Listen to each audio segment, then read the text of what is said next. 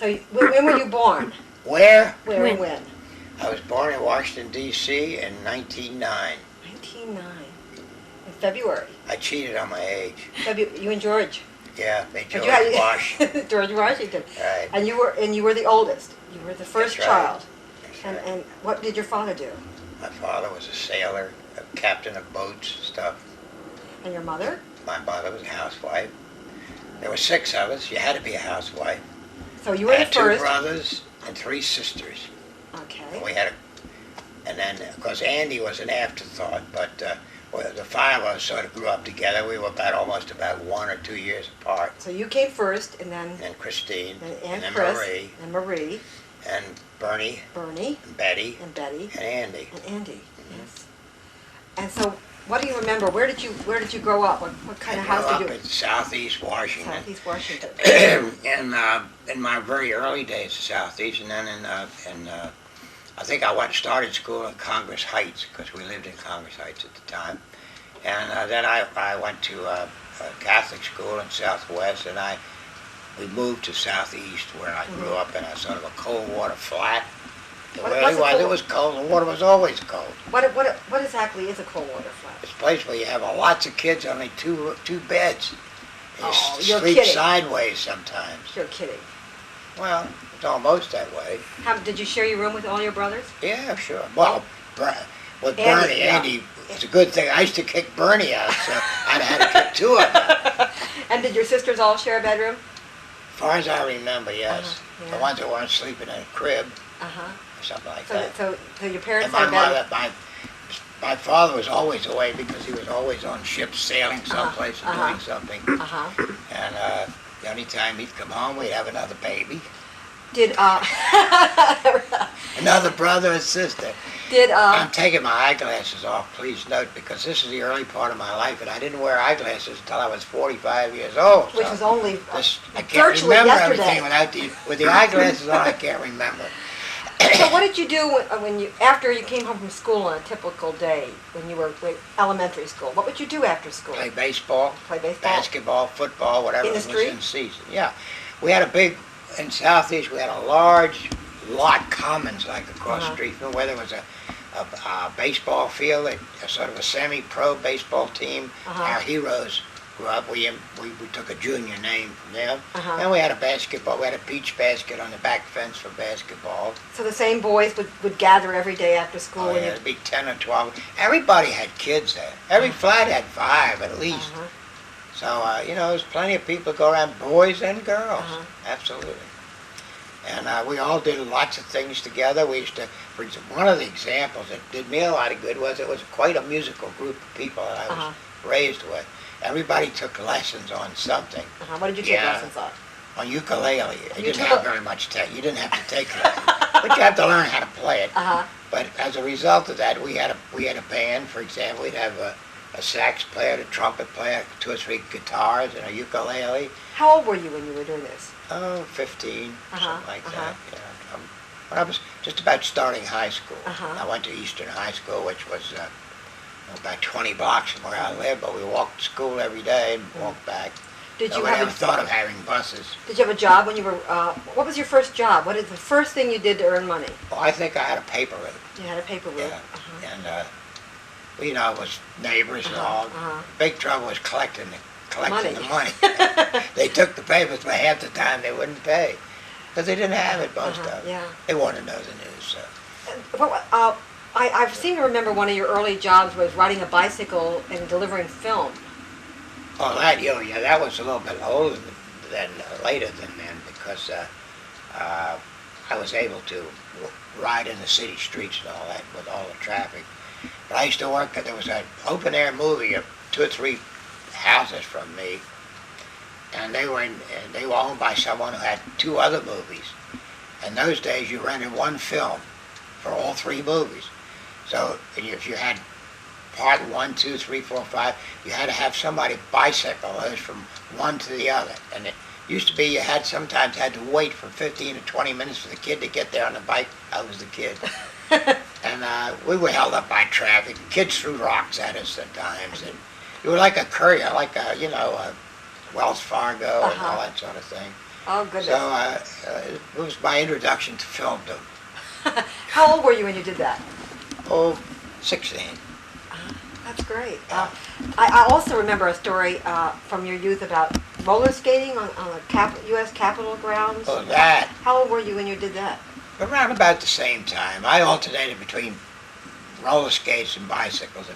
And then we had nice smooth streets and not much traffic. Not nearly what it Did they have is. sidewalks? Had sidewalks. We never stayed on the sidewalks. We were always in the middle of the street. We used to dare the automobiles to pass us sometimes. In any event, my roller skating took me to some unusual places.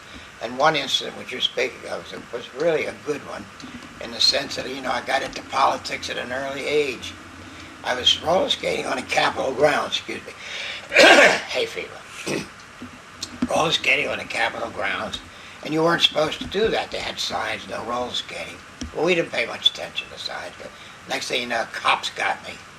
And turned out to be one of those, Keystone cops that used to be guys in uniform at schools. Capitol. Anyway, they Capitol thought they'd Police. have a little fun with me, so they took me down into the Capitol. We went down below. If you don't know it, the Capitol goes down very deep in the ground. There are about 3 or 4 floors. They don't tell you about The that. dungeons. Because that's where they'll all go when the bomb hits. In any event, they took me down there to put me in like a dungeon. It was a dark cell? cell. And they kept talking, and they asked me who I was, or like that to that. Anyway, after a while, they began to laugh and joke, and I wasn't crying or anything. I was having a pretty good time. How old were you? I was probably younger than the bicycle stage. Uh-huh. I was probably 10, maybe 11, Oh, 12. my. But it was a long way from home. The Capitol's like on Zero, North Capitol, where the Capitol's. And I lived at 14th Street, so I was a little bit off base. Uh-huh. But it didn't teach us very much because we went back again. And Did your mother didn't I have tried to get the other kids to get locked up too, but they just booted them off the grounds. Oh, goodness. But I carried the story about what they do to you. Oh, you know, that so- were you a hero with Like, everybody? like I just escaped from Alcatraz. Right. Yeah. Did your mother have to come get you, or did they Not let you out? then, no. Not She had then. to come. The cops used to bring me to the door. That's what they did in those days. They'd bring, where do you live? And they'd grab you by the ear and take you home and say to your mother or your father, who's responsible for this kid? Da-da-da-da-da-da-da. Oh, goodness. Had a lot of fun. Oh, Is goodness. this coming in all right? Yep. Good. Okay. So let's see. So you started playing music, and you delivered papers, and you got arrested for roller skating. Well, I'll tell you another episode Okay. about getting arrested. In those days, I lived at 14th and Pennsylvania Avenue, and if anyone knows the city, that's about 2 blocks from the Anacostia River. Uh-huh. In those days, they had a bridge across there, which is antique today. It isn't there anymore, as a matter of fact. But we used to swim in the Anacostia River, all of us. Bernie, my brothers, everybody. We kept up bathing trunks, which were cut-off pants, Mhm. on the pipe up under the bridge, and we'd scale down and go down Because your along parents the wouldn't let you do piers. that. They didn't even know we were there. Ah. They didn't know we. Oh, that was taboo because actually several not of my crew, but neighboring kids drowned in the river. Because it's a current? Yeah. Well, no, it's just could swim, Oh. and they walk over into the channel, and there were some places that had sand, Uh-huh. like at one of these great big places where a pipe empties out. Mhm. And they'd go out on this beach like, and next thing you know, instead of 2 feet or 3 feet of water, they're at 14 feet of water, like the channel, and boom, they go down. One time I saw my father fish a boy out of the river. Oh, really? Yeah. They called, this kid was drowning. Oh, they called my father. He came running. We went down to the river, and he dove in and found this boy's body, pulled him out. Oh, He worked on him. My father knew everything about life saving. Mhm. And then some other men, the fire department came with pulmotors, but they couldn't revive the kid. Oh, my. I remember his name was Tony Erico. His father was a shoemaker, just about 2 or 3 doors from where I lived. So it was a very sad time. Oh. Anyway, the time I'm speaking of is the time that I think Bernie was with us. He was always about like this, as a little kid. Tag along. But he would jump off the bridge when nobody else would jump off. He would jump off the top of the bridge. Oh, my goodness. That's a fact. He was daring to do because we'd make him do it, he would dare, we would do. In any event, well, this time we went across on a river, across the Anacostia River to what is now the Parkway, Anacostia Park. There was a marina there, and we took a boat which was not tied down very tight. And we'd always do this bar and take it back and tie it up again. But this time the harbor police came up, they saw us there. There were about 6 of us in this little rowboat. And they grabbed us and they said, interrogate us. What do you want? So they said, well, you get in here, we're going to take you to the high. We thought we were going to go to the D.C. jail or something, but instead of that, they turned and went all the way down around Haynes Point into the harbor police in Southwest.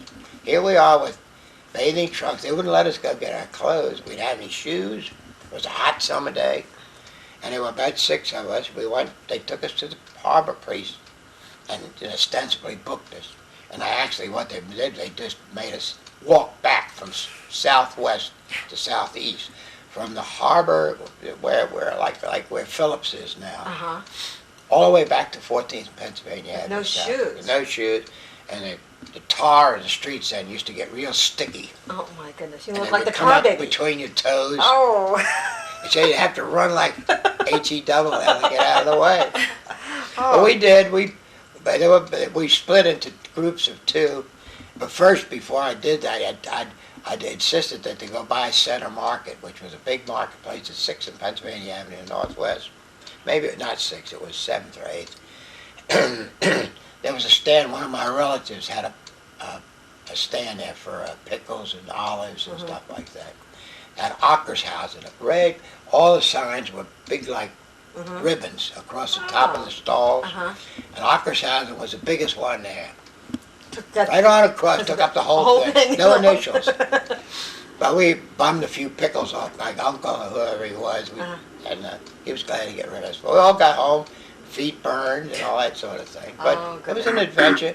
We talked about this for ages. Did Nana used to spank you when you did something like that? I mean, No, she never knew about it. She never knew about it. Except, we made it by way back to our bridge and back to where we got our clothes.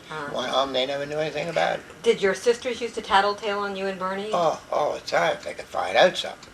Marie and Chris used to do that. They made my life unbearable. But I was the older one of the group, and so I had to do all the onerous things, like take charge of things when nobody else was around. You were the ringleader. Like my father was away, so my mother actually she was the Queen Elizabeth of the Klan. She made them do what they wanted, but I was sort of an enforcer. I bet. Oh, that's interesting. Pull their hair, do things like that. Keep them on track. So let's see. So you then about in high school you started playing music, didn't you? Yes. Again, I told you about my earlier music. Well, I learned things. I learned to play the guitar too, which you had to study for. I'm not a teacher, but so many of us would learn from each other. Imitation's a great thing. And when some of us had real good talents, like the fellow by Jimmy Frazier, later on he went with big bands, a guitar player. And the Harrison boys, they played sax. Joe Brosnan played sax. And and we had several real good piano players in the area, and one of them was Jimmy Santmeyer, whose name would be known to people of my times, because he played in all the big orchestras around town. So originally he came on my house one night, a real hot night, and he sweated so much his pants stuck to the piano stool, but we couldn't get him out. I almost lost part of his pants. That's the God's honest truth. So did you play dances? Did you? Oh yeah, at Eastern High School, where I went to high school. There again, it was musical. We had a lot, and I guess high schools are all like that. But my particular high school had a lot of the people who later became outstanding artists in the community. And at lunchtime, you'd get up an orchestra and start playing for an hour. Like a jam session. And the kids would come in and dance. And you were on the stage. We didn't have knives and pistols. It was a great place to go to school. We enjoyed every bit of it. So you were on the stage playing the music. Yeah. I bet you that made you popular with the girls. Oh yeah, we started out groupies in graded school. I went to high school with them. And it continued on till later days when I used to play on the boat, going down the river on the Did you ever go out with your father? Did you ever crew for your father? yes. How old were you when you did that? I was in high school, first year high school. Uh-huh. There was one memorable trip that I took, but Emily had a boat that was about 6 feet long with a cabin on it that he was delivering to somebody around in Annapolis. We went down the river, Potomac River, to the bay and up to Annapolis. It was in about October. I remember it real well because my father walked off the back of the boat. We went out there, they had a deck about 2 feet long, and somehow or another he missed his step. And over he went. He was hanging on the back of the boat, and I had to stop it to get him in. And he kept out of the way of the propeller. And the next day, it was very fun. The next day we tied up a little town, and his pants were all wet. We didn't have any weight. We slept on top of the motor with a board across it. And he went through this town. I was so embarrassed with my short pants on and his socks and shoes. And he said, "What the hell we care? We don't know anybody here." That's the captain. Which was difficult. Yeah, but did you ever go on any longer trips? Well, I went 3 or 4 times. I went to Florida and came back with him on the boat. One time through the inland water, 2 or 3 times through the inland waterway. And one time we had such a big boat that we were coming up from Florida, and I had his car, so he put his car in the back of the boat. Oh, and wow. we came up. We didn't go in. We went outside. It was such a large boat. The Atlantic. Yeah, into the Atlantic. We got, did all the things that you usually do. So you were playing music, and all the girls were enjoying it, and so did you start dating when you were in high school? Or Oh, were you yeah.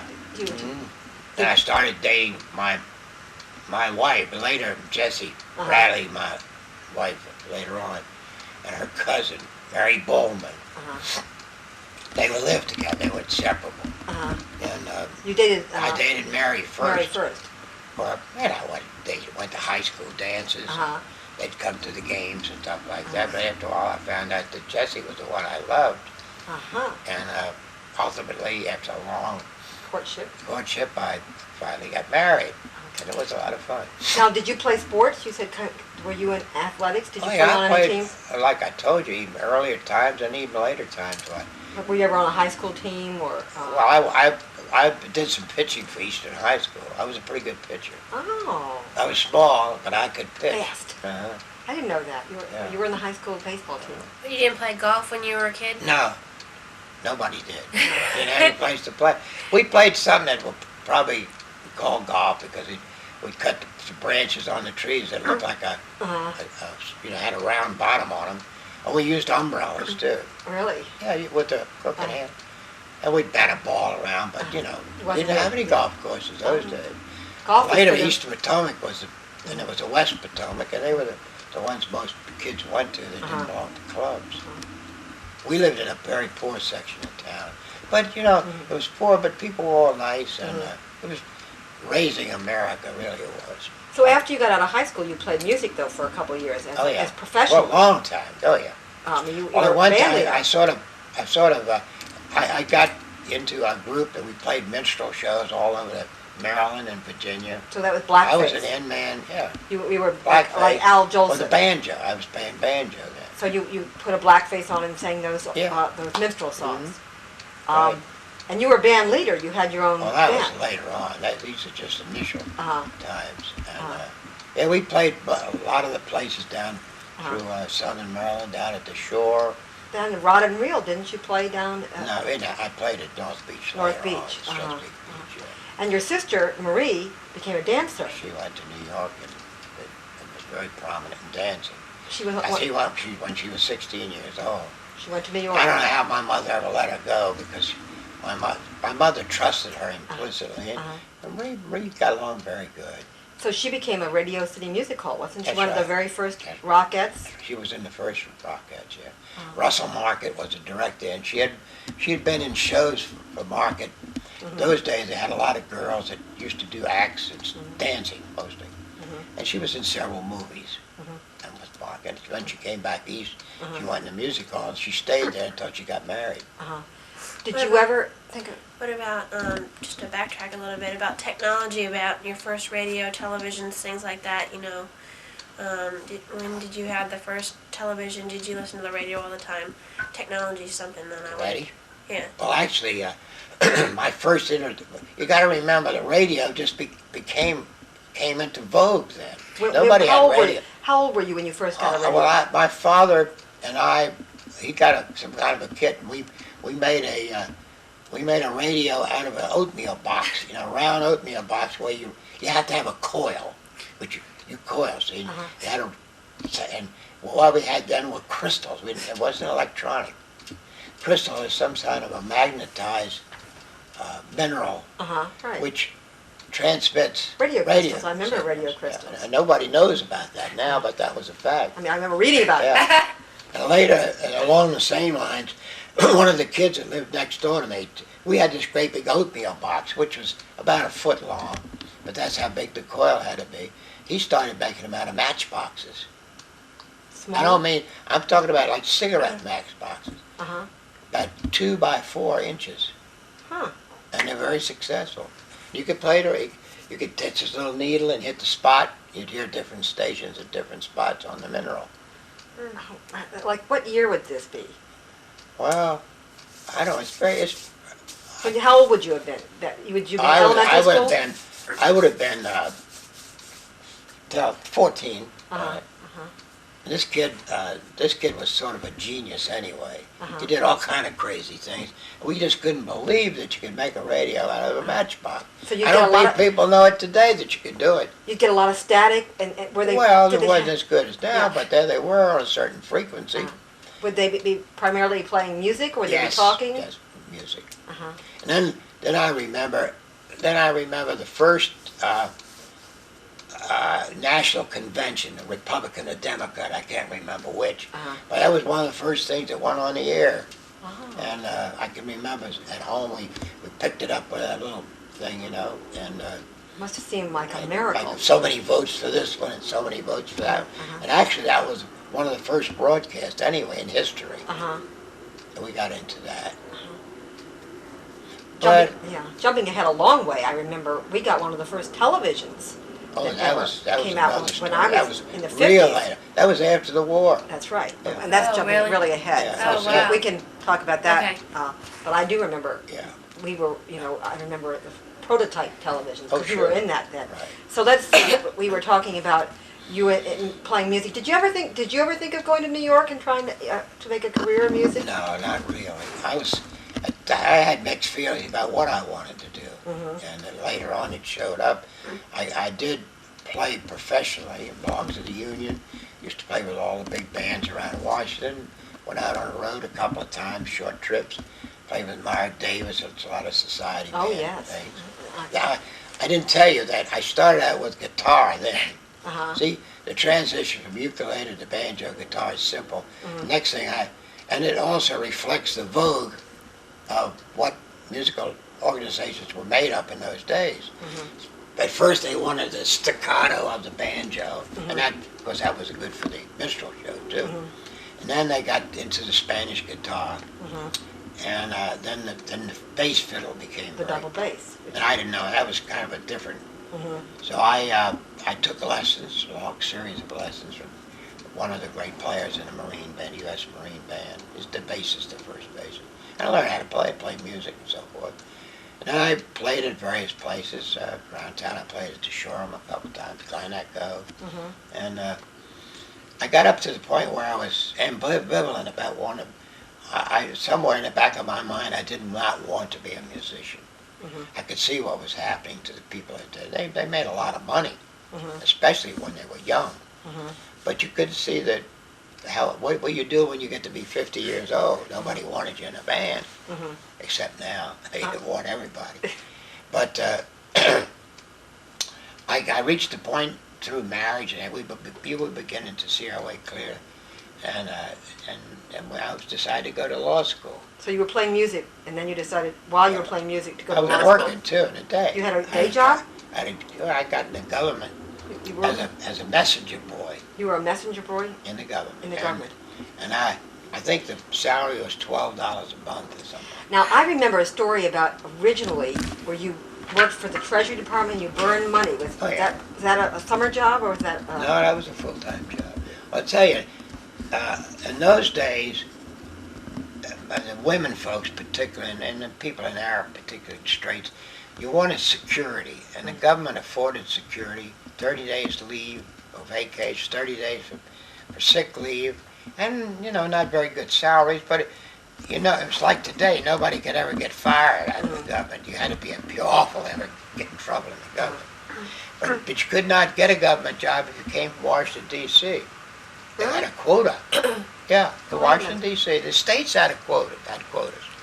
You had to get a job through your congressman. Oh. You had competitive examinations, but it was just like getting in Annapolis to be a midshipman. You had to pass tests, you had to be sponsored. Oh. I got a sponsor, and I think it was the Secretary of Treasury. And it just so happened that a young lady in our neighborhood was a secretary in the Treasury Department, and she, through persuasion, she got some of the other kids' jobs too. I got a job in the Treasury Department, and I think I started at about $12 a month, something like that. And is that when you burned the money at your job? No, then I went up the ladder from the lower grade messenger to a senior messenger, and I got transferred to the Treasury Department, which is where this girl was. She helped me to get that too. So I became this messenger boy, and I wore short, dicks and black stockings, black shoes, white shirt, and some kind of a necktie. And I worked for the Treasurer of the U.S. His name was Thiel, T-H-E-I-L. And his name appears on all the bills in that era, just as a president. Right. And he had to sign checks. We used to have big check signing machines. Where you want to sip it? Yeah. Whoops. So I'm off camera now. Right. There we go. God. I do that all the time. So anyway, But I always thought that had was a lot of fun. And one day, they said going down. Well, I knew from having. I went over the whole. I knew every nook and cranny in the Treasury, in the U.S. Treasury, which is right next to the White House on Pennsylvania Avenue. But they had a place down in the basement where they destroyed paper money and bonds and things. And I used to see the people. They come from other banks all over the U.S. I imagine they still do that there. I'm not sure. But ultimately, the stuff that was so bad off they couldn't reissue, they'd burn it up down there. They had to account for it all. If you burn them up, there's so many dollar bills that are represented by gold in Knoxville, wherever gold's kept. In any event, they kidded me one day. Says, "Come on, I want to show you something." Took me down in the basement, and there, I knew the furnaces were there, and they had a sort of a wooden. It was like a shovel that you shovel snow with. And they had all these bills. They said, "There's $1 million in this pile, and we want you to throw it into this flame." So, it's sort of initiation. They did all the kids with particular. So, man, you could say I burn up $1 million today. Wow, that's incredible. Oh, right. Yeah, that's amazing. They did it anyway, but they let me shovel the money in. Do it right. And there were bonds, they had these kind of bonds like they don't have anymore. Treasury bonds? Treasury bonds, yeah. And so there it was. I did $1 million when I was about 16 or 17 or something like that. Instead of making $1 million, you just burned it up. That's right. So you were working for the government. You were playing music at night. I left school at an early age too. When I left school when I was about in the third year of high school. So you didn't even finish high school. No, I got a job in Hex. But you're playing music. Yeah, and I worked in the advertising. I was a messenger in Hex. So these are jobs kids get. I just felt that the government was a little too stilted for me, so I went outside and got this job. And also because all the pretty girls in town worked at Hex, Woody's. And date every night. You played music. Yeah, and went to dances. Went to dances. And so before I got real friendly with my wife, of course. Of course. After she, I'd never had anybody else. Right. Where would you go out on your dates and? Before I got married. But where? Well, where and? Well, you go to dances or you walk there? No, we got on a streetcar. A streetcar. Yeah, we had streetcars. We were all over the place. We didn't have buses. You had, the streetcar went there. You walked the rest of the way if it didn't. And taxis they had, but it was expensive. So you didn't go to law school until after you got married. That's right. Long after I had one false start. I went to the law school for 1 year. Those days you could go to law school from grade school without going to high school even. If you could pass the curriculum in 3 years, you had to have high school. I would say that. But when did you go back and get your last year of high school? Well, that was long after this. That was when I was in my high 20s. Oh. So when did you go to law school? When I was about 28. So you had gotten married. What year? How old were you when you got married? 22. 22. So I was about 28. I went to one of these 3-year law schools, but so many things interfered. I dropped out. I didn't even. I went almost a year and then dropped out. But later on, I decided, that was what I wanted to do, be a lawyer, and drop music. So I had to make that transition, cut down on my music work so I could find free time to go to school. To law school. And we were. What made you want to be a lawyer? I mean, that seems like It's such just- a jump. It was a natural. But why? Why I'm a was natural lawyer. What do you think? But did you know a lawyer? Did you know a lawyer? Oh, Did you, yeah, I there knew were some some lawyers lawyers, that you sure. looked, Yeah. that you liked what they were doing and Right. all? Because I mean, there Well, could have been a lot of people in your there's more neighborhood. to that. There's another part of my transition. That was when I began to work upward in the government, and well, that was after the Heck thing, and I went out and came back, and then I got to be in more elevated parts of the government, and that's what most people did. I transferred to the FCC. Federal Communications Commission. I was married, Jesse, I was married. She was working a little bit, but not very much. I always took the position I never wanted my wife to work. Make a home so they'll have children. And we had several false starts with children. We had a couple of stillborns, and it looked like neither one of us could ever have children. So Let's backtrack just a minute. Tell me about your marriage. What was when you and Mom got married? Did you have? Did all the family come? Was it a big? oh yeah, we had a big wedding? Oh yeah. And We had you were 22, and how old was she? 20. Okay. And so did she have bridesmaids? Did she? Well, in those days you couldn't get married in the church unless both people were Catholic. So we got married in the rectory of the church. And we had a big celebration, had a party at my house. I had a little car then and they tied tin cans to that. And did the usual things. And I had a big crowd at my house. We lived on 13th Street Northeast then. And we Did lived she have with my a long grandmother. white dress, or did she wear a white suit, or a short nothing white but- dress? No, just a regular plain suit suit? or something. She looked beautiful, and which she always was anyway. But nothing like now. But the funny thing about it, regardless of all those big things, ours stuck as well, if not better than most anybody's. That's true. It was simple, and of course we had to promise to raise our children as Catholics, which we did. That was the only real requirement they made of us. And the rest Where of did you go for your honeymoon?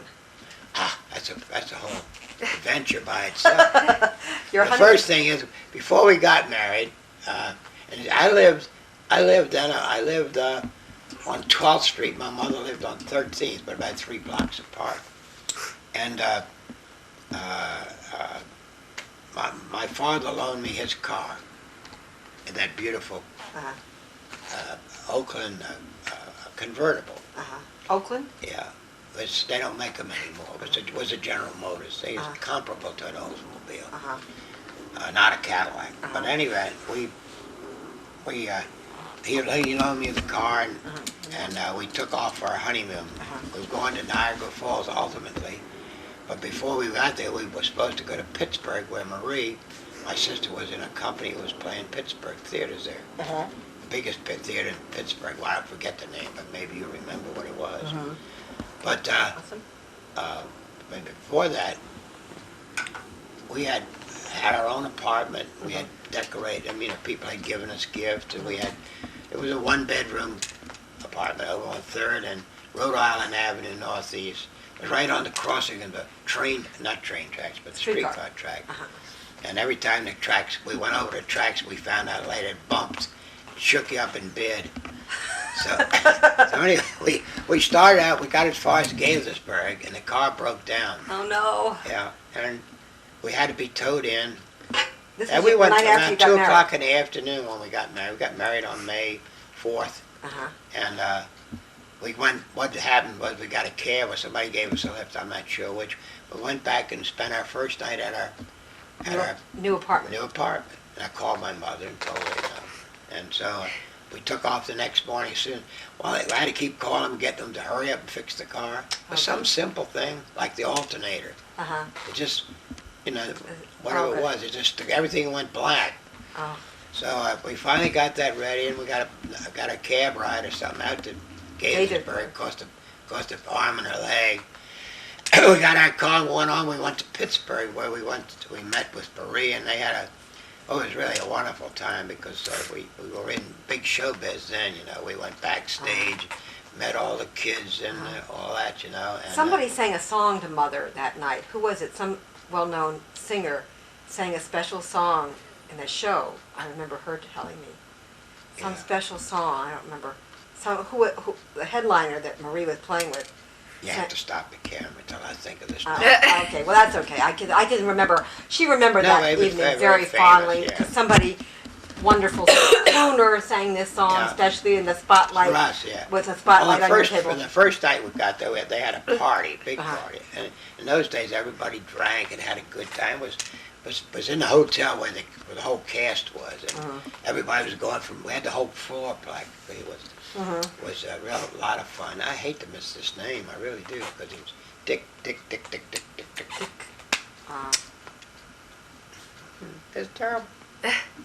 Anyway, I haven't started wearing glasses yet. I can see. Yeah. Dick Haymes? No. Anyway, Right. I'll put it in sometime later. But anyway, he did. We were in the audience. He sang us. He said, "I want to dedicate this number to my very good friends, Harry and Jesse Ockershausen just married, and they shone a light on us. And they looked all around until they couldn't. Yeah. And he said, "Stand up so we could see you." Uh-huh. And she wouldn't stand up. She said, "I'm not going to stand up." So I stood up and waved, and it was real good. It was a lot of fun. Oh, goodness. Yeah, I remember. That's wonderful. Then you did go to Niagara Falls. And we did go to Niagara Falls, and we did go from there to some relative in New York who knew both of us, and we stayed with them, and we finally got back home. And Wasn't that when Mom met the captain? Didn't she meet him in New York? oh yeah, Yeah. he was there with a boat. Right. He was at that time. It was a yacht. Mm-hmm. Some rich, I don't know whether it was a Swift company or he always had a big job with big companies anyway. And he took us for lunch and all, and we went to I think it was a Raw Bar he liked Raw Bars. And I think it was in the Hotel Pennsylvania, which had a great reputation at that time for the Raw Bar. And all she would eat was a cheese sandwich. Oh, yes, I And, remember that. He never got over it. He said, "My God," I take it to the greatest seafood place. The place that got oyster bars, shrimp bar, everything you could think of is great. And she says, "A toasted cheese sandwich and a Coke." Jesse always got rasped for that, The captain is your father. Yeah. So. We always call him the Yeah, captain. that's right. I remember she told that story to it and laughed all the time. Right. She loved that. She thought. Oh yeah, we had a good time with him. He undertook one time to drive the car, and he said, "I want to show you how New York traffic is." So he undertook to drive the car, and I'll never forget, we were going up someplace, and it was a very narrow place to get through, and he went in, he got crash. Both sides, his sides got scraped. He says, "Nothing to it," and drove on off. These people were all trying to assess how much damage they'd done to their car. Oh goodness, that's funny. Okay, so you're married. You're still playing music. You're working for the government. Right. And you're moving up, and you decided that you want to be a lawyer. Okay. Well, What about military? Came in there too. Didn't you go into the Air Force? Yeah, but that was a long time. That was later. after this. That- Okay. So anyway, like I say, I got this job at the FCC, and that was the thing that really probably was the whole turning point, because I could see that was a good place to work. There were a lot of opportunities. There was I worked as a clerk. I was sort of the assistant minute clerk. I'd go to the meetings, fix up the agendas, and take the votes and all that at the FCC. I had 7 commissioners then, and I got to be sort of the fair-haired boy around the place. And I never will forget how I came to get in the law department, which is really what I was. I think at the time I was just had started law school. I was going to, because that looked like an opportunity. And so I remember in those days was the first. This is how this ties in with history. The Redskins used to play. They were the first games we ever played in New York. The Redskins came here in about 1937 or 38, and this could have been in 40s, early 40s. I remember Bill Dempsey, who later became my senior partner, and I joined his firm, and Bill Kopovich. Well, both came to the FCC. They were government hotshots, and the president sent them in to clear up some stuff at the FCC. And Bill Dempsey and I met on a train going to New York to the Redskins game. Oh. The train you had to get on at 1 o'clock at night because it delivered you at 6 in the morning to Pennsylvania Station. Everybody in Washington seems like was on that train, including the band, the football team, and everybody else. I'm sure the football team wasn't on there. But it was an overnight thing, and boy, this town was as crazy about Redskins then as it is now. I'm sure that those people are fathers and mothers of the present crazy crop. So Bill and I met, and then we got, he says, come and see me sometimes. And he knew I used to see him in the meetings and all. And he said, look, how would you like to come to work for me? And I said, what do you mean? He said, well, I'm looking for somebody who's going to be an assistant to me, like an AA, an administrative assistant. That was my title. So they created this job for me as administrative assistant to the general counsel. And between us, we set up a system which I practically ran the law department, made work assignments and things that, and Bill and I would work together. Bill Kopovich. Bill was the general counsel. Bill Kopovich was one of the 2 assistants general counsel. So we got to know each other very well, and I was in law school. I was doing real well in law school. And at one time, in order to get finished, because war was coming along, they permitted us to accelerate courses. First of all, I had to go back to a place called Emerson Prep School, downtown school, and get my high school credits. Right. Then I went to George Washington University undergraduate before I went to. I only went a couple of years to that. And then I went to the what they call the National Law Center for Georgetown University. So this was George all night Washington school. University. So this was all all night school. All night school while you worked. Yeah. And one time, I was working at the FCC. I was going to school 6 nights a week because we were accelerating. And I played music afterwards, particularly on the weekends. When did you sleep? When did you do your homework? Well, I used to have a 7 o'clock class in the morning. When did you ever do the work for your classes? I did it by osmosis, I guess. I did study quite a bit because I had a job that I could study a little bit on anyway, once things got settled down. And all the money you were making in your work paid for all the classes you were taking? Yes, that was the idea. I don't think it was expensive as it is now. But it was, there was no boarding there or anything like that. It was a good school, real good school. And I made some great friends and acquaintances and business later on. I had some of the best guys in town. I mean, it was a 3-year law school, and you didn't have to have a degree to be in law school. And after 3 years, it was like the College of Hard Knocks. Almost all of our professors were either judges, prosecuting attorneys, guys on the job who knew how to do it. That was what they boasted about.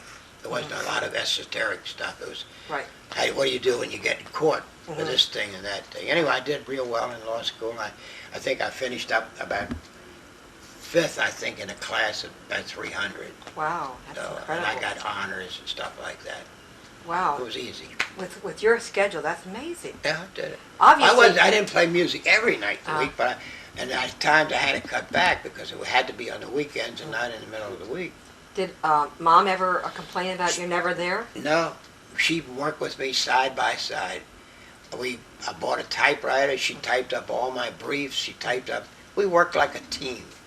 That's And I great. had some friends of mine. We used to have sessions. Two guys, Tutorial. were friends of mine. Uh-huh. And we'd go through our class. It made it easier that way. Uh-huh. Got a Wow. practical type. That's Yeah. incredible. So So, Hank Domers was one of the principal guys I worked with. Uh-huh. And he worked at general accounting office, and later he became Mhm. one of the assistant chiefs of the general accounting officer, and he was our first representative on NATO, wow. stationed in Paris for Uh-huh. years. He climbed up the ladder. So you had a law degree before you went in the Air Force? Yeah. So I could have been either in the working Air Force or the adjutant yeah. general's office. Didn't they ask you to go to Nuremberg? Yeah, well, that was later.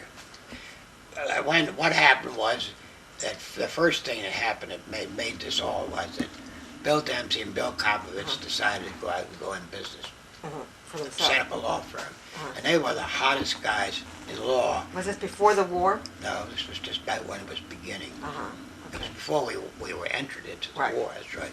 Because I remember Pearl Harbor, I'm sitting in the library at the FCC. I'm the only one, I think, in working there. I wasn't working, I was doing research in the library, law library.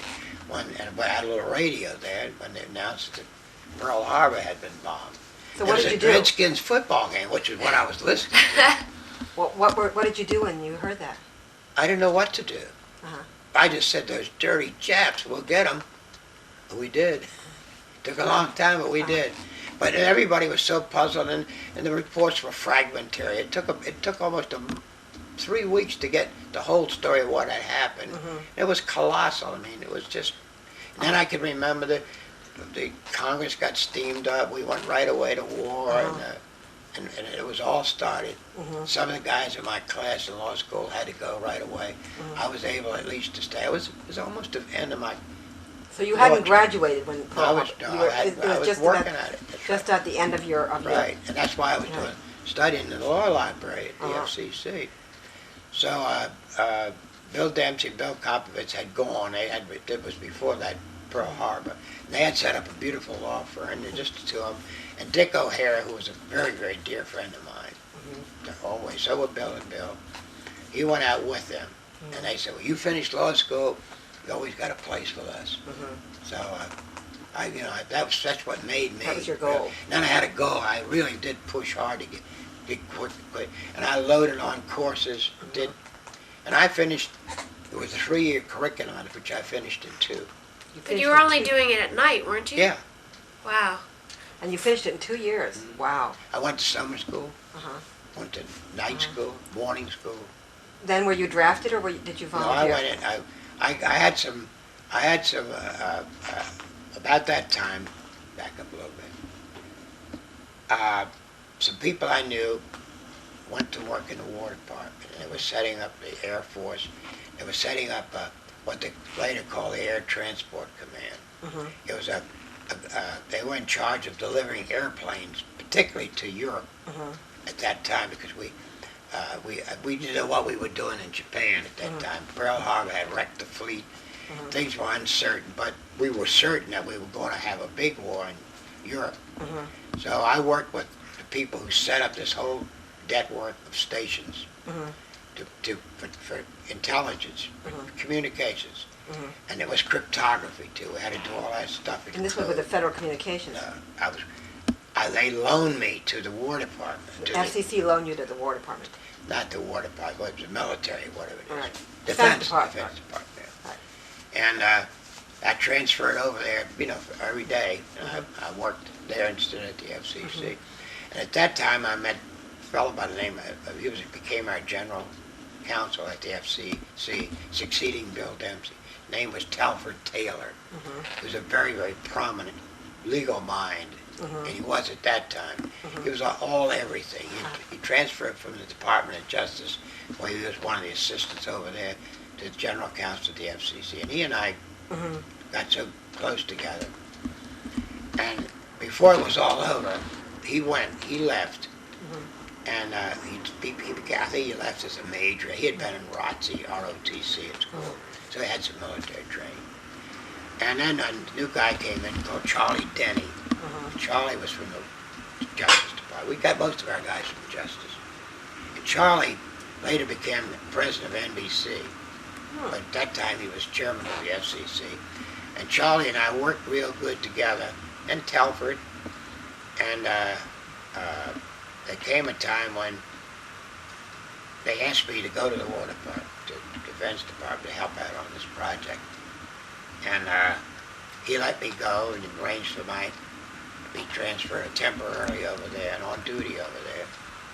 So that's how I sort of got in with the Air Force too. So when you went over there, you When I went over there, I was virtually became part of the Air Force? Yeah. Or did you have to enlist?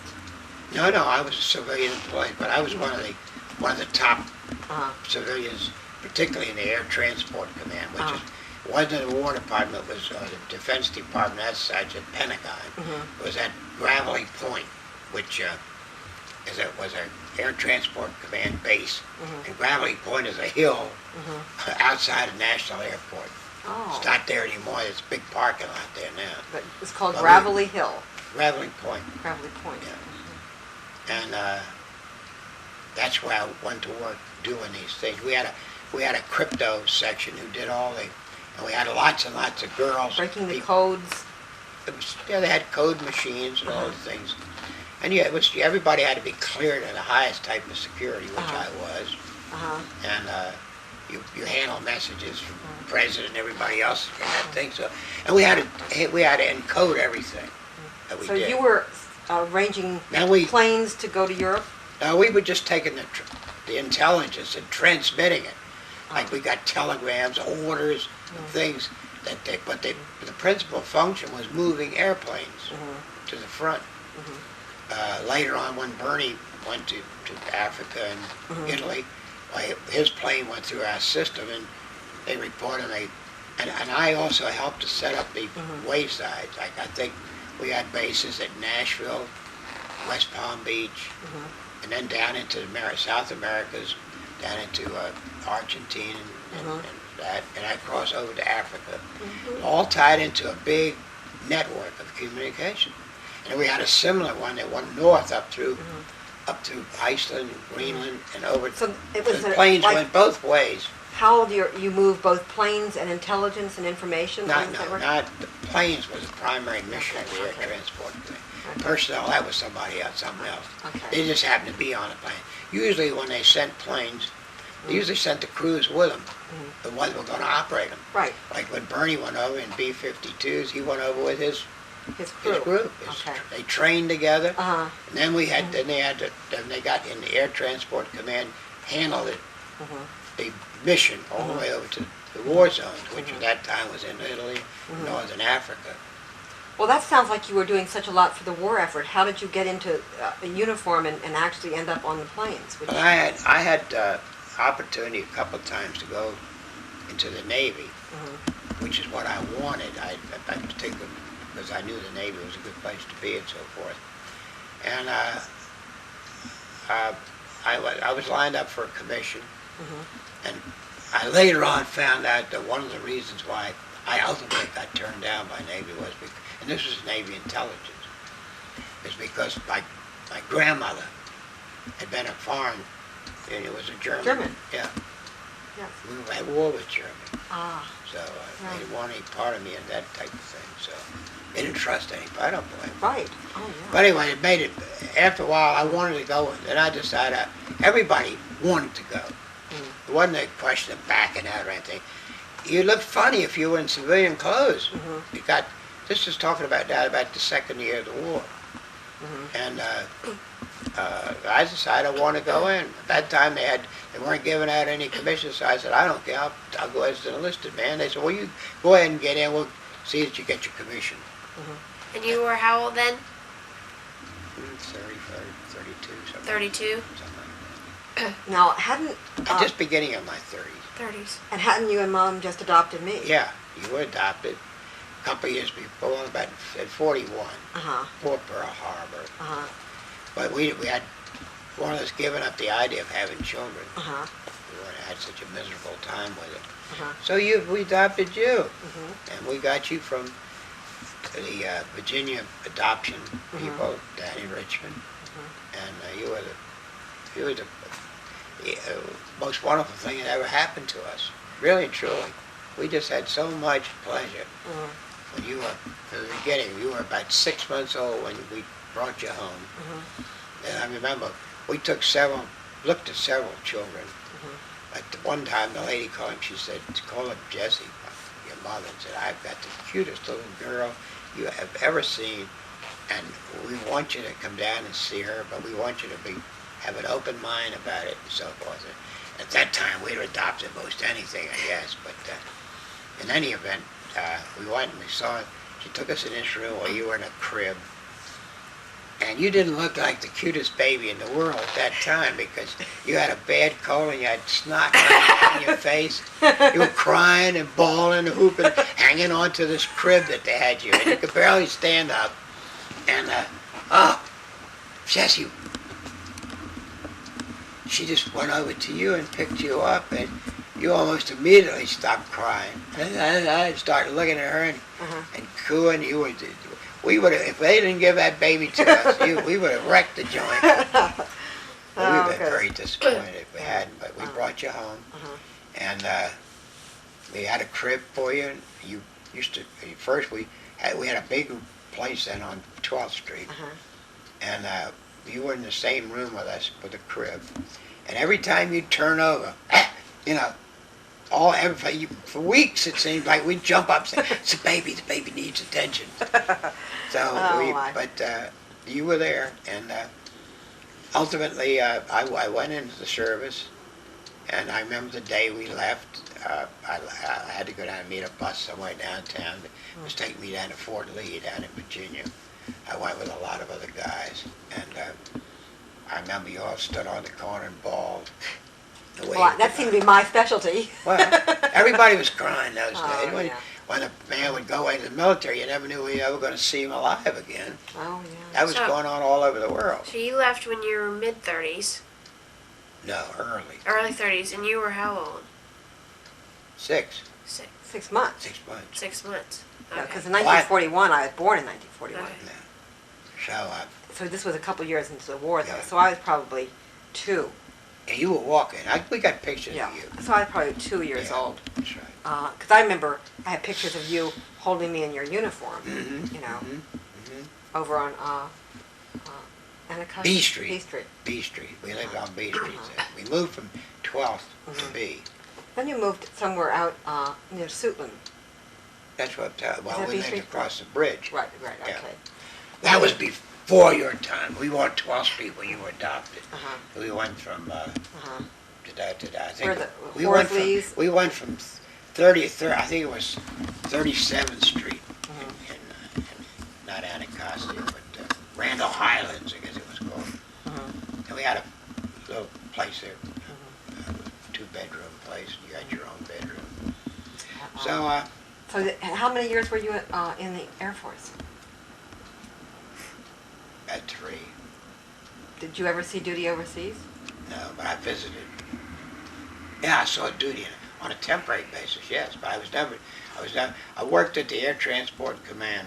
Well, first of all, I went into service. They sent me out for special training, basic training, at a place called Las Vegas, New Mexico. You went to Las Not Vegas? to be confused with Las Vegas, Nevada. Oh, It was a town where there were about 11,000 troops and 600 civilians. oh goodness. You can imagine what that was like. Oh goodness, hot too, I bet. It was. Well, I happened to be there in the fall. Oh, But on the chain, everybody knew I was coming. Mhm. It made things fairly easy for me. I had a worse time at Gravelly Point when my colonel, who was my colonel, made me go on KP so he could come down and see me. It's the only time I ever got on KP. And he just kitchen kind of rubbing people, in, right? Yeah. But you, So- so you went to officers training school. Well, that was later. Oh. I came back to Washington Mhm. and continued in the same job I had when I was one of the highest paid civilians I don't know, what it was 13, 15, 17 or something. GS-17. Yeah, what it was CAF then, Uh-huh. clerical and fiscal Yeah. or something like that. And like people that all knew I was a civilian, they greeted me in uniform. And they used to play tricks on me, and because I always didn't get mad about it, but it was fun, and everybody knew me, so I knew everybody else. And then the next thing you knew, next they sent me to Texas, OCS. At that stage, I could have gone either to the adjutant, the JAG, Judge Advocate General's School, or I could go in the Air Force. I decided to go to Air Force. And it turned out to be a good one because it was all communications, which I knew something about. So when I graduated from OCS, I was as a second lieutenant. They sent me back to the Pentagon where they were waiting for me. Some people I knew had taken care of it for me, and I was back at a place where at that time was one of the really good spots to start because it was that time that they separated the Air Force from the Army. It used to be called the Army Air Corps. And they put in a special section, and they put anybody who knew anything about communications in that. And I knew a lot about communications compared with the other people over there. So I made out real good. I got a promotion in the Air Force. I was out of the Air Transport Command. And I was started out as a private, and I got a promotion every month till I was a top. I think I had something like 6 stripes Oh, goodness. as a master sergeant, Uh-huh. and I did that in just about 1 year. Wow. And, That's incredible. But I knew everybody, Right. including the general, and Right. because it's difference between, and it was a civilian army anyway, so what's the difference? Right. So I came back, as I said, and I was stationed there, and I was in the Pentagon. I did a lot of special trips, and I did a lot of intelligence stuff, which I couldn't tell anybody about. But a lot of it had to do with cryptography, and which I learned something about. And I didn't get to be an expert, but I had the highest security clearance you could get. And we had some important things to do, like following Mrs. Roosevelt, who disappeared one time. Nobody could figure out where she was or where we could ever find her. And I remember I worked at night for 3 nights in a row, all night long, Trying to track her down? trying to track her down. Where did she go? Does anyone... She came to the U.S. and was up in Massachusetts somewhere. We thought she was in England. And all she did was get a bad name by that because she had put so many people out that she didn't mean to do it. It wasn't their fault. But just communications just fouled up. Oh, my goodness. Anyway, they were encoded messages. I mean, she wouldn't move without they wouldn't let her move without the highest security clearances, and the stuff that we used in cryptography had to be the most secret thing we had. So a lot of things you couldn't be. That was one thing you couldn't tell anybody else about. We didn't know maybe the Germans had kidnapped her, and she was a lot of people didn't like her for reasons not personal, but the things she stood for. But she was very popular. Yeah, to everybody but the Right. military. Yeah. But not at that time. That did make her unpopular with the air transport. I bet. She was supposed to come back on one of our planes, and apparently the plane came back and reported, and they got the numbers mixed up. She got off the plane like in one of the Air Force fields around Boston, and stayed up in that area for 2 or 3 days. And even while we were missing sleep, trying to track down messages, trying to track down things, and it was a real panic. I'll never forget that. Oh, good. Then we had the young ladies that worked for us were not military; they were civilian, but they wore uniforms. And we had them at every one of these stations throughout the East. We got over to Africa, we had lots of problems. But I remember one time there was a girl that was working in the outfit I was working for. She had disappeared. We had to go looking for her. She was last seen, on somebody's boat in the Anacostia River. We didn't know what to drag the river forward, but it took us 2 days to dig her up. That's the other one I remember. Then I had a lot of stuff. I flew to Africa, England, and places like that on missions they had to do with cryptography in our system throughout the world, practically, through the Gander, which is up north, Iceland, Newfoundland. and Newfoundland. Yeah. And it was a good job. Wow, sounds fascinating. Then I went, like I said, I went to Pentagon, Uh-huh. and I was on the staff of the Assistant Chief of Air Force of Communications. Uh-huh. It's called the Army Air Force Communications, AFFC, it's an Army Headquarters. Uh-huh. And because they were so short in people who knew anything about communications, I did real well. Wow. And I got to be a first lieutenant, and on discharge, I had a commission as a captain, but I didn't want to stay in, so I got out of the service. Mm-hmm. I stayed in the Air Force Reserve, unfortunately, so that when we went to war in Korea, I was still in the reserves, and they were sending people, pulling people out of reserves, and I was treading water all over the place. And Gosh. one time I remember I got a telegram for me to report to San Francisco, You're kidding. Port of Embarkation, and I was all packed and ready to go, and I received another telegram saying, it's all a mistake, you don't have to go. Wow, I didn't know Your that. mother and I were just dead. You remember Happy Allen? Oh, yeah. Hap was called up. He was one of the closest ones that we knew. Right across Ted the street. Williams was close. Right across the Right street. The across the Allens street. lived right across the street. Right. 'Cause- Happy had to go, and some of the other guys in my neighborhood. Oh my goodness. And What year was it, Korea? in the early 40, 48, 49, 50, or 51, 52 or something. Yeah, I think in the early 50s. But by that time, I was out of the service and worked. I was Dempsey with Cop- Dempsey Kopovich That's right. when That's I right. started my law career. Oh my goodness, that would have been And awesome. I'm telling you, I never even knew that. yeah. Oh my. I remember I had played golf or something. And I was at Kenwood Country Club, and I was watching a television about the war and things that were going on, and sitting in the grill, and a telephone. And your mother was calling me. She knew. They had told us where I was, and I just joined Kenwood. And she said, "You better come home. There's a telegram here that you want to see." Wow. But you were, I don't know what you. Elementary And you school. cried and everything else. No, I don't think I ever knew. Well, maybe I don't think we did let you know. No, I don't think I ever knew that. So you had served and came back, and then you were almost gonna have to serve again. Yeah, she was in the reserves. That happened a lot between World War and Korea.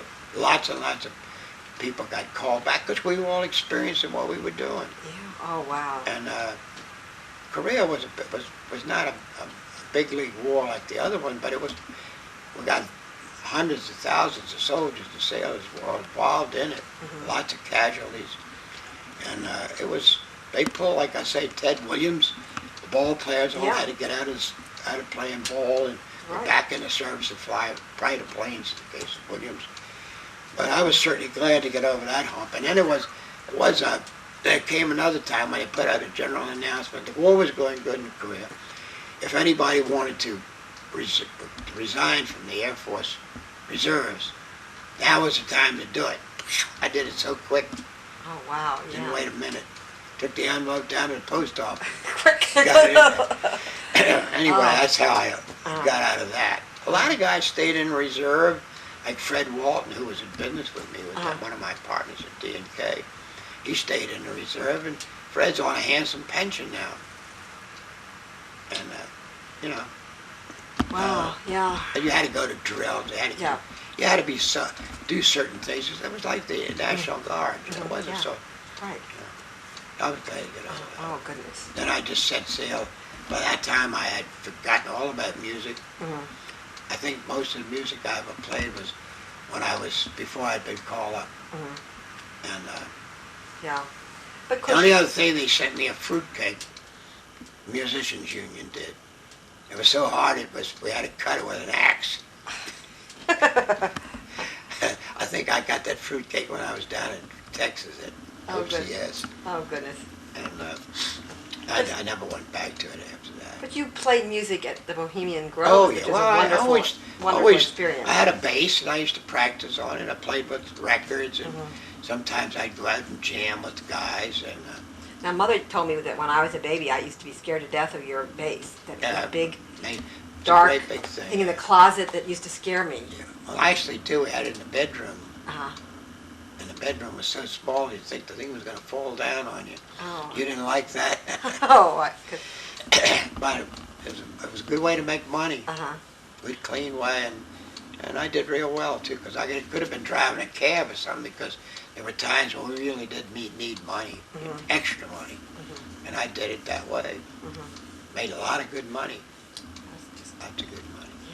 Incidentally, the other day, not months or so, I came across, I was going through some more, I came across a diary that your mother and I kept jointly of our Oh. first year of marriage. Oh, how That is- wonderful. I'm telling you, it really brought back memories of things we did, you know. Oh, that's incredible. That's And the great. crowd of gals that we went Uh-huh. around with, Uh-huh, some of whom I guess have gone wrong. uh-huh. But we had a very simple, we played a lot of cards, you know, various kinds, gin rummy and poker and stuff like that. Uh-huh. For this particular crowd, we went to dances together, and Uh-huh.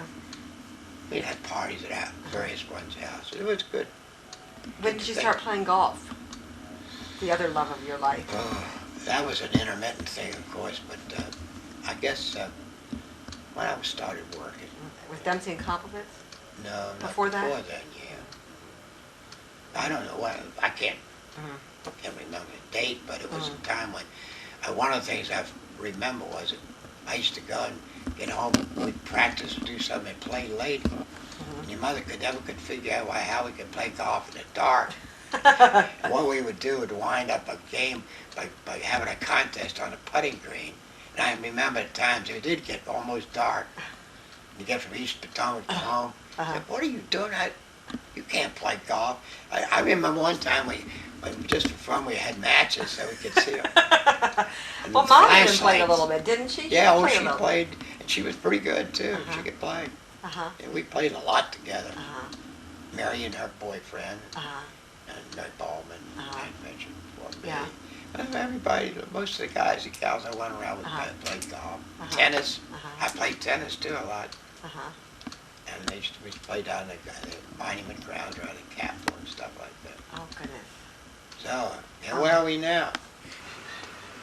Okay, we're rolling again. Is this gonna show? Mm-mm. We're rolling Well- again? Yep. Where were we when We were talking about the end of the war. Let's talk about when we moved to Woodacres. And I remember we lived in where we grew up. You know, where you lived when I was adopted, and then we moved to Woodacres. No, You moved someplace else? no, we lived on 12th Street. And what happened was when I had to go away to be in the service, obviously we were on a very low budget. We didn't, but we never wanted to be with the family. We never wanted to move back. But we did move to a flat, an upstairs flat across the street from your mother's house, your grandmother's house. On my The mother's Bradley side. house. Right. And we had the upstairs of that. And then when I was service, it wasn't very expensive. It was good. It put you close to your mother while I was away, because I went away for long times, like at the first part when I was enlisted and so forth. And so we stayed there for a long time. As soon as the war was over, we moved over to the southeast, near Alabama Avenue. Right. And you started school at that school. Stanton. Hmm? Stanton. Is that Stanton. maybe that was the name of it. Well, you started in kindergarten or first grade. And you grew up a lot there too, you know, and that was where you started. Then we moved from there to Woodacres. Yeah, but that was after the war, after I was Right. with Dempsey and Coppovitz, and I think it was in '46 or something like that. That was a wonderful Yeah. community And to we grow up moved, in. we moved to Woodacres in 1948. in 1948. September, to catch you right to school and so forth, and Oh. that's where you grew up, and we had a lovely home, Oh, yes. and we really enjoyed ourselves. And I remember you did so much in remodeling. I mean, you had such ideas about, designing We like the did. basement and the wonderful bar and the patio. Like everything else, it wasn't exactly what we wanted, And so we started adding things. We added something every year Mhm. until the house didn't look like in itself. And now some new people have taken over from that, and you wouldn't recognize it now. But it's a great house, Yeah. and I loved it.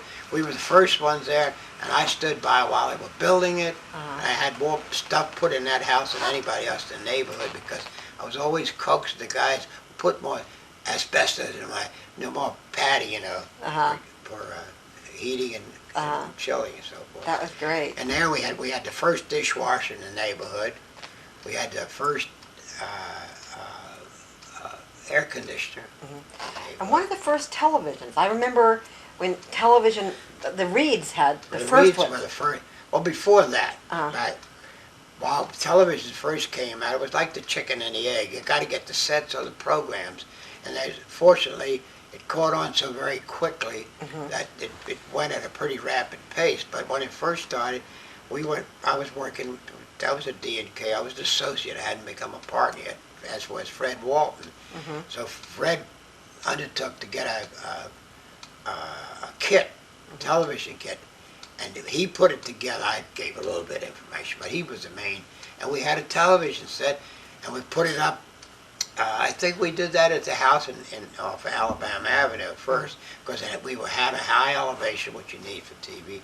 I remember getting the first pictures we ever saw on television back then. Mhm. And of course, by that time, I had progressed a little bit further, so that there were, after the war, sets began to come out. And I remember the Reeds. Big consoles with but- little but- screens. But you had a little round, looked like a Yeah. porthole, Uh-huh. a round screen. But And a most big, of huge TVs box, had- usually. Well, that's because they hadn't conceived of a square picture at that time, because they had a round tube. Uh-huh. They just cut a round circle and stuck it in a box. Uh-huh. And the tube went out the front, but they put it. But I did progress very fast after that. Then we had a television set, and we used to have a lot of fun in Woodacres, and you had more fun, I guess, than anybody ever had in Woodacres, and you had the best crowd of kids to go around with. And you went to you went to the other school that was Right, up in, oh goodness. off Massachusetts Yeah, Avenue. right. And then you went to, we were Right. in the first ones that went to Woodacre School, Elementary school. grade school. Yeah. Then you went to West junior Virginia high school, And then Bethesda Chevy Chase. and then BCC, that's right. I remember everybody would go over to the Reeds and watch a show. I mean, Oh, all yeah, the people, everybody in the neighborhood. groups of And families would yeah, would, this would was- go this was to great, watch right. Paul Whiteman. And that was one of the first shows. Oh, yeah, and all the initial Milton stuff Berle, we saw. Jackie Gleason. And we used to go over there, and then people would come in. Oh God, this is television. We got to get one of those. You said, Yeah. Where do you get them? They don't have them for sale. I remember somebody rushing up and Short kissing supply. someone on the screen. I mean, it was Kissing like- someone. like Oh yeah. Eddie Fisher. The was kids first- used to yeah, do I that know. too, particularly. Little That's ones right. tile up the screen, and they said, "Well, kiss them. You kiss them." But people would just gather to watch this. I mean, it was like, Right. this is really something. Over at the Reeds, and Well, you had a very, very wonderful childhood there. I'll tell you that. oh yes, And those were the days when you used to go to New York with your mother and go to shows. You were interested in music. No children. We didn't have any children. Remember that? You don't remember too much of that. But when you were 12 years old, something happened. We went You on a had- trip to Florida. and you had We Aunt. went on a trip, and you and your mother and I was your first trip to Florida, and it was just the three of us. We drove. That's right. And we drove down to Florida. It was an adventure. It took us 3 days to get down there, but we had fun on the way. Oh, that was wonderful. Well, anyway, it was probably during that time. Nobody knows. But anyway, your mother conceived a baby. Oh, really? I never knew that was the trip. I never counted back. I don't know whether it was or not, but I'm just suggesting it that- might have been. It Ah, was something we got a hold. She got a hold of the drinking water somewhere that made it different. St. because Augustine. Bang, bingo. yeah. And meanwhile, we'd had everything known to mankind to have our own child, and we'd given up. So, no more, forget it. And we did forget it. All of a sudden, it comes Ann. That's right. And Ann was a celebrity, I guess, from the minute she was conceived, because that was so unusual. How old was Mother when Gee, I don't know, Jenny. I never What stopped. year- All I what know year is was she she was born? wonderful. what year was she born? What year was Anne born? 53. 53. We could always figure it. You can figure that out. But anyway, she was the almost like the second coming. Uh-huh. My mother had a lot of trouble in her other pregnancies, and this time the doctor insisted that she stay bedridden as long as she could. She did. She stayed bedridden for months. And Granny came over. Yeah. Her mother And came over. it was so fragile. We didn't know what was going to happen, and we had so much bad luck in the others. That all I could do was pray, you know. And so there came a time when your mother had to go to the hospital, and the doctor called me up and says, "I want you to come down here. I want to see it." I was, "Oh my God, is this happening again?" I'd had that same call before. He says, "And you won't believe what you see." And he came in. I remember he came in with this darling baby. She'd just been born. It was an hour, I guess. It took me half an hour to get there. And she was perfect, absolutely beautiful little baby. Oh, my. Prettiest thing you ever saw. That was in And May. the doctor was as proud as I was, I think, because he'd been our doctor in the other times when he never could do it, never could deliver. So his accomplishment was good too, because she had been under his care, and we'd done everything he wanted us to do, and it turned out to be perfect, and Ann turned out to be perfect. So, I remember that. I was in 6th grade. Yeah, And I remember it yeah, too. that was That really was I neat. gotta change batteries. Okay.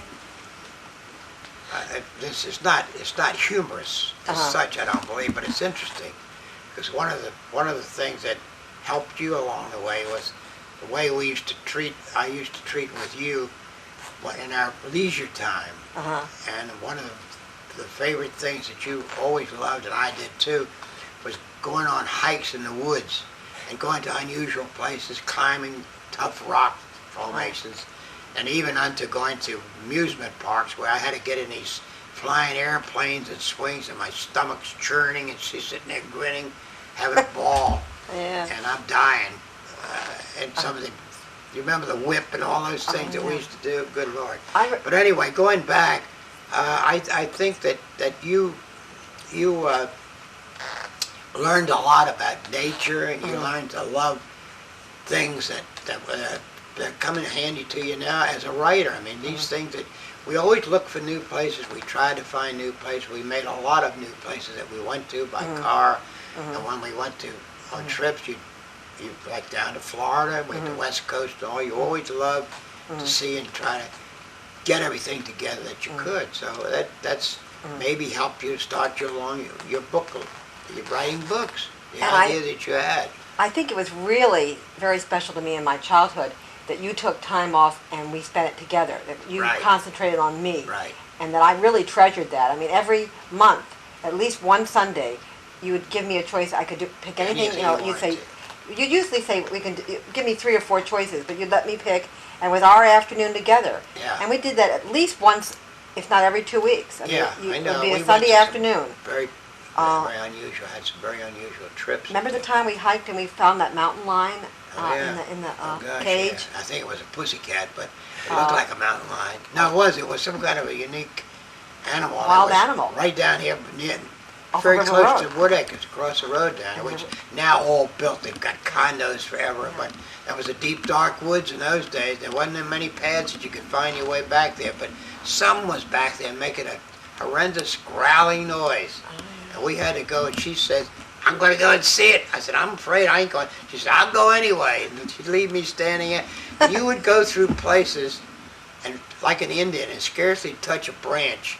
So I didn't know where she was moving ahead of me in the woods, but next thing I know, she would be there and doing what she wanted to do. Oh, I never wanted to go on the trail. I always wanted to make my own trail. Well, you know, later on when Ann was coming out, we did some of the same things. But I would give her the choice, and I spent an awful lot of time with her too. I made it a point to spend as much time as I could with both of you. But you'd grown. You were 12 years apart. I remember when Ann, and some of the things we did with Ann when she was a particular little girl was we used to go up to college when you were at Penn State, and we took pictures galore of her on the Nittany Lion. That was one of her great things that she. First thing she would want, "Let me go see the Nittany Lion," and we'd go and sit on this mascot, this carving of sculptor of the mountain lion, which is a symbol of, it's your pet. cadet for Penn State. That's right. And Uh-huh. she was a good little girl too. She did everything that we did. It was a lot of fun. Oh, yeah. And Uh-huh. I used to take her on trips and do things with her too, Uh-huh. particularly when you were away, because I could spend a lot of time with her then. But And it, so- both you and Mom, I mean, I remember she would take me to New York, but both of you made sure that both Ann and I had time with you individually, where you focused Right. just, you know, with one-on-one, and I think that was, I always played your games too. I mean, Uh-huh. you chose and Uh-huh. you did the things you wanted to do, and I tried to adjust to no matter what they were, roller skating down. including roller skating. Roller skating, yes. I could even remember roller skating with who? Alexis. That's right. That was one of the things she really enjoyed. Right. Didn't we have fun to roller skating there down the beach? I don't remember Ocean that City. too much. Oh, the roller skating rink. Yeah, sure. Oh yeah, that was fun. That was great. Roller I skating. even one was time even took a bad fall for her. uh, She You tripped probably me. just laughed Tripped me, and you huh? you No, made it look trip. like it was funny. But it was funny. I never fell down in my life before. I used to be a great roller skater. When Oh, you that's couldn't even right. skate at the arenas. We'd skate on the sidewalk. but we all three of us loved that. And then Yeah, I know, still like it. I remember what also Alexis loved is when you used to take her to miniature golf. Oh yeah. Oh gosh. There was one particular one she loved at that Ocean City. It had all kind of crazy things. Do you remember, Alexis? It had the figures and Oh, things. Alexis loved that. Yeah. And shooting galleries. Yep. Shooting galleries is another thing that Lex. You Oh, all had my more Lord. fun at the beach with the billiard table. Oh, She'd yeah. love to play Didn't pool we have fun? and the diving. Swim in the Right. pool. The When diving. Alexis was getting her diving stages while we went down the beach in the middle of winter and dove. Every And went day ice skating too. In the, Yeah. in the at Carousel. carousel. Right. Uh-huh. But that was, I think, one of the best things we did as a family. Is our wonderful Exactly. We did share and everything. spring, winter, fall. We would With go Deep down Creek. Deep Creek, That's right. and we would. That's why I think if you ask me what's a good thing for families to have fun together like that and wholesome things, things that help you, help your style later on in life. And usually I try to do for everyone what they wanted to do, and I didn't particularly insist on mine, but I loved everything we did, no matter what it was. I even remember playing golf with you. Oh yes. That was, I remember that that was a too. scene. Don't think it wasn't. You used to get so mad because she would whiff the ball and she wouldn't count it as strokes. She'd say, "I didn't do that." Well, of course you don't She'd count it. swing It the ball didn't- and miss it all together on the ground. I said, "That's one," and she would want to hit me with the club. Right. But we went to Kenwood. You remember? and Oh, played. goodness, yes. In the That's right. evenings, it was wonderful. Right. Wonderful. But I never got a chance to do that with Ann, and Ann was not nearly as athletic as you, but she tried. I can even remember when you tried to ride a horse. So. Oh, goodness. Yeah. Alexis was always much better at the sports that I wanted to do well in, like ice skating, diving, and horseback riding. All the things I never was. I thought Alexis was going to be an Olympic star. I really did.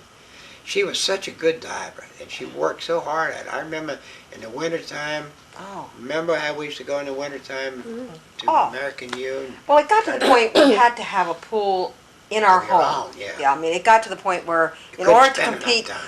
at the level that she was so good Right. that to go on to the next level to make it worthwhile, we had to have a coach. I mean, we checked out all I kinds know we of did that, diving, sure. but unless we could have found a pool, she couldn't go to the next level. And Well, then kept then a lot of other things that Yeah. distracted her uh-huh. and so forth. So, it was So, fun. can you think of any advice that you would give to Alexis's children? Or for my family. Well, the best advice that I could ever give anybody is to be proud of your mother and father and love your brothers and sisters. To stick together, one for all for one, and all that sort of thing, and be a family, and try to share all your experiences together rather than have them separate and non-connecting. Not going all your separate ways. That's right. That doesn't appeal to me, and I don't think that's conducive to having an integrated family. And I think church and religion and all those things are something everybody should have and enjoy, particularly when they're young.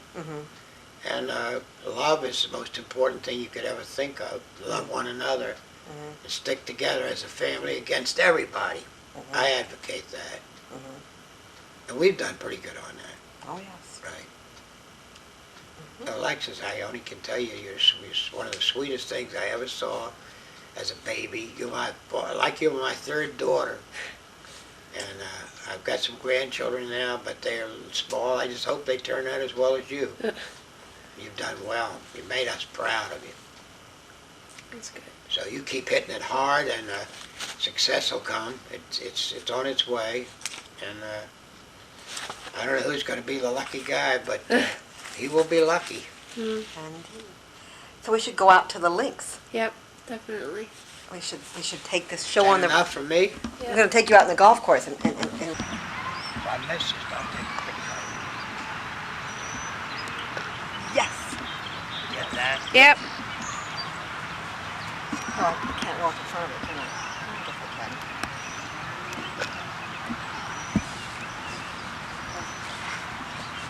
You want to get in this too? Ah. We can get coaching. You see it, Alexis? Uh-huh.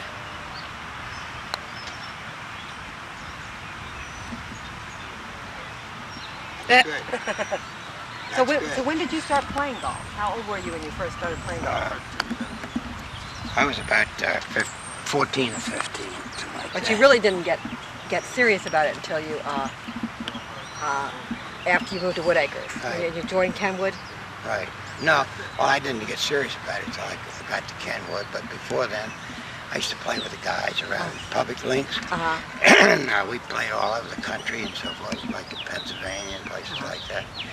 And then, of course, when I got to join the club here, you were little. I did a lot with you. Uh-huh. Didn't play. We played golf when you were able to play, That's right. and you got to be pretty good. I remember one time you won the club championship. That's right, I did. Girls Club Championship. I was so afraid they'd announce the score though because I played Don't tell nine. don't tell anybody. Don't tell anybody. I won't tell if you won't tell. That's But right. There's probably a cup or somewhere around here There's to a prove medal. that you did it. That's huh? right. I have a medal. That's right. I still have it. Is that right? I sure do. love In fact, I got it out and showed Jerry a gold medal with a woman golfer on it. Really? Yeah, How oh, about definitely. That's so, great. so you started going to the Masters. What year did you start? 1957. 1957. You've been to every Masters since then. Been to everyone. I haven't missed a one. I remember you when you told me that I better not graduate from college during the Masters week because you didn't miss That's right. the I wouldn't be Masters. there. No, sir. Oh goodness. Never. So and you've been to the Open in Yeah, Australia I've been to about 10 or 15 opens all over the country, and Britain, and all the PGAs, and I've been to the British Open, British Open many times. in Scotland. I've golfed in Scotland and Ireland, and England, and Australia. Australia, New Zealand, You went to the British Open Germany. when it was in Australia. and France, Spain. I've been all over the place. My idea was to play as many good golf courses as I could, even worldwide, and to get a little bit of ups on everybody else. Just have more than they do. I know you Like played St Andrews. Oh yeah, lots of times. And also, I played, I think, in one of the most southernmost parts of the world, down in the bottom southern part of New Zealand, Wow. golf. And I also played up in the northern part of Scotland. And so, I probably could say I played the furthest north and the furthest south of one of my buddies, at least. Well, now, didn't golf originate at St Andrews? That's what they say. There's a little argument as to whether it was originated there. Actually, they don't know where it originated, surely where they originated, but actually golf appeared first in the Dutch on ice, on the canals, where they would dig a little hole and they had something like ice hockey. Oh, I didn't know that. Yeah, and that I think historically is supposed to be one of the things that they did that started first. A lot of people argue, but at St. Andrews, which is sort of the mecca, all that of golf, it's where it was born. In this place called Muirfield, they claim they did it. The two are probably about 50 miles apart, maybe even closer than that. And you say that there the golf courses are much craggier and the grass is higher. It's a whole different thing. See, our golf courses are called park-like golf courses. There's a links, and links means that it's close to the ocean where it gets all the sun, rain, wind, and things can't grow in some of the places where you don't have trees like you do anywhere. They wouldn't be able to stand. They would be killed by, even by sand that's blowing around. So, and they pride themselves on making things as difficult as possible. And they're doing a pretty good job here too, And what they call they're not links type, they're called stadium type golf courses. And they're sort of contrived, new modern things that the golfers don't like them, most of them. They don't like Avenel because it's a stadium course. That's one of the reasons they don't like it. Didn't you tell me about that? They used to bring out the wine or drinks out to the course in Muirfield and St. Andrews. I mean, they drank a lot when they were playing. Sure, absolutely. I played home and home matches with St. Andrews. When we took these golf trips, we'd play at St. Andrews for lunch one day, and they'd come over to our place at Glen Eagles in the evening. And those guys would these great big hookers of I don't like to call it, but it's white type liquid, and they could play golf like bandits. They come out in their shirt sleeves and 15, 10 degree weather. Play you. They'd be happy, So it's a great game in Stone. It's a great game for making friendships with people. Yes. I have some of the finest friends of my life all over the globe now. I met such a great bunch of people in Australia, for example. Some great writers like Tom Ramsey and great golfers and all. And they loved Americans so much down there that it's really a pleasure to go. And if I get a chance, I'll go back to Australia and play the courses I missed. Yes. Well, I went with two other gentlemen from this area, and we picked up another one there, a friend over there, to play with us all the time. We played every golf course. We played 2 a day, just to play them. Oh, goodness. And somebody just hit a ball right here. In other words, no matter where you go, you're in a dangerous place. You can get crowned anywhere. Yeah, that's for sure. So that's it. I mean, it's a great game. I think you ought to take it up, Jane. Yes, indeed. See how you do it. Putter. Read here.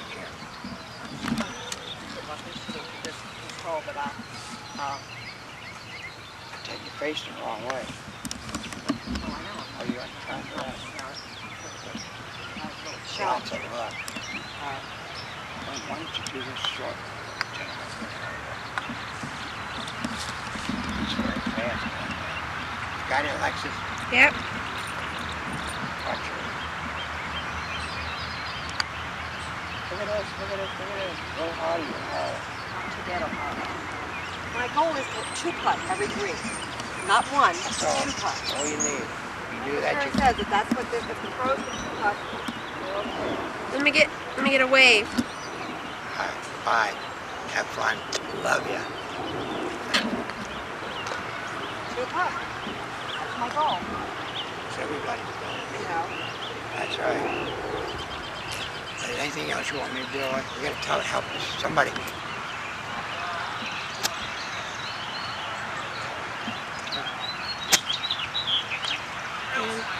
No, I'm doing all right.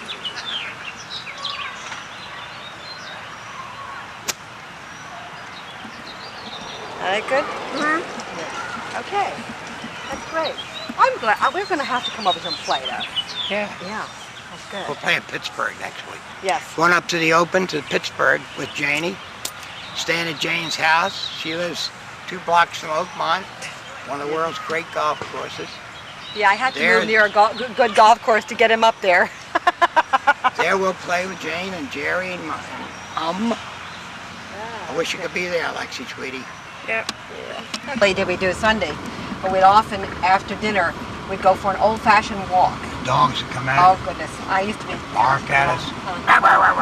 We'd walk all through the neighborhood, just talking and walking, even sometimes in the rain. We'd walk up here and then we'd go up the street. You know who lives up in here, right up, about 3 or 4 houses up here? It's Richard Graves. Oh, really? Yeah. He raised a family here. A lot like it. Used to, but it... See, it's converted the garage into a room. They glassed that in for another Can you roll the room. window down? No? Took the door out of it. It certainly has changed. a lot. It's nice, but it's changed. The Allen's live right there. Yeah. Wow. You got it, Lex? Yeah. Okay. Yeah, it's certainly not. And where the Ryans lived. Oh, yeah. She used to make me all those wonderful ceramics, and we lost all of them in the move to Cromwell. The box got just given away. Remember who used to live there? Gwen